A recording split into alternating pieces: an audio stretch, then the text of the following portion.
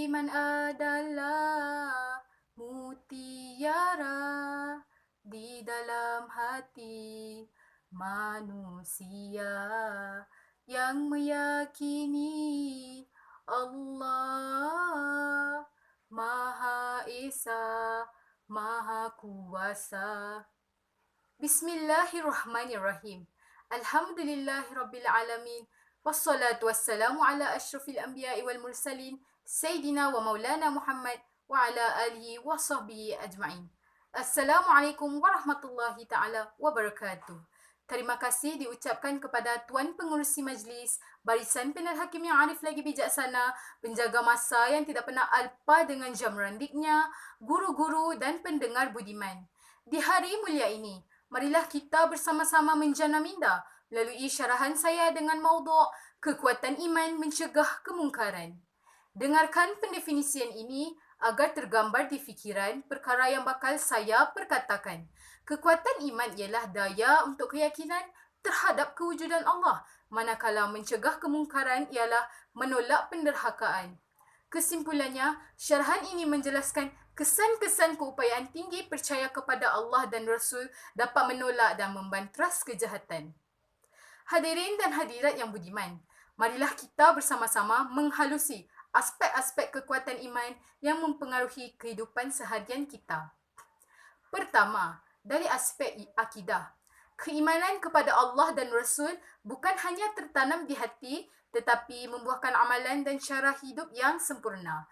Sayyidina Ali karamallahu wajhah berkata, iman bukanlah angan-angan dan perhiasan, tetapi iman ialah keyakinan di dalam diri. Mengimbau sirah keluarga Ammar bin Yasir yang kental imannya, tidak berpaling tadah semula kepada kaum musyrikin kerana keyakinan mereka dengan keesaan Allah Subhanahu wa taala, yang mana lidahnya sentiasa basah dengan kalimah ahad, ahad, ahad. Ini jelas sebagaimana firman Allah di dalam surah Al-Ikhlas ayat 1 hingga 2. A'udzu billahi minasyaitonir rajim. Bismillahirrahmanirrahim. Qul huwallahu ahad, Allahus samad. Jelaslah, kekuatan iman mampu mengarahkan seluruh hidup kepada Allah dan Rasul sama ada melalui perbuatan, percakapan atau pemikiran. Hadirin dan hadirat yang budiman, seterusnya mengimbau dari aspek ibadah pula, ibadah yang dilakukan dengan sempurna serta menghadirkan keagungan Allah di dalam hati agar tidak goyah menghadapi cabaran dan berjiwa kental.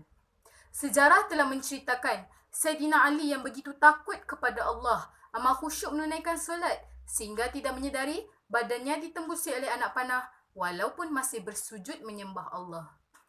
Ini jelas sebagaimana janji Allah di dalam firman-Nya surah Al-Mu'minun ayat 1 hingga 2. A'udzu billahi minasyaitonir rajim. Bismillahirrahmanirrahim. Qad aflahal mu'minun alladzina hum fi salatihim khashi'un. Sadaqallahul azim. Maksudnya, sesungguhnya berjayalah orang-orang yang beriman, iaitu antaranya orang yang khusyuk di dalam solat. Jelaslah bahawa ibadah yang baik yang merangkumi ibadah khusus atau umum yang dilakukan semata-mata kerana Allah mampu menguatkan jiwa dalam menghadapi kehidupan seharian. Sidang pendengar yang budiman, meninjau dari aspek akhlak pula, kita sebagai Muslim sewajarnya berakhlak mulia dan berkepribadian tinggi supaya dapat membentuk nilai-nilai murni seorang Muslim sejati yang dirahmati oleh Allah. Lihatlah suri teladan yang hampir dengan kita, iaitu Nabi Muhammad SAW yang mempamerkan sifat-sifat terpuji sejak kecil lagi sehingga mampu menarik minat orang-orang bukan Islam. Ini jelas sebagaimana firman Allah di dalam surah Al-Ahzab ayat 21. A'udzu billahi minasyaitonir rajim. Bismillahirrahmanirrahim.